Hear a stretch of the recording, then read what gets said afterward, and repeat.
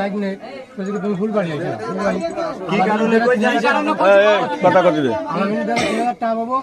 আলামিনের দ্বারা আর এটার দ্বারা 2000 টাকা পাবো।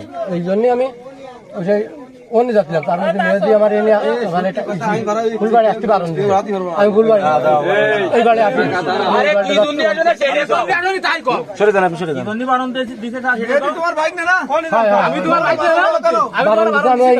ওই আসমার সাথে সম্পর্ক তারপরে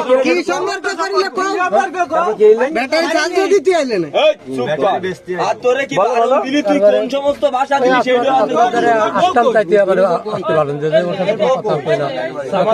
কথা না কই চাইছি এই বন্ধু পয়সা দিই আমি কাজ দিই এবং 700 আর সমিতি কিস্তি প্রত্যেক সপ্তাহে পয়সা দিস একটা পয়সা দিই প্রত্যেক মাসে 6000 টাকা কিস্তি প্রত্যেক মাসে 6000 নাম্বার আছে আমার দ্বারে তুই লিখিত প্রত্যেক মাসে কিস্তি দিয়ে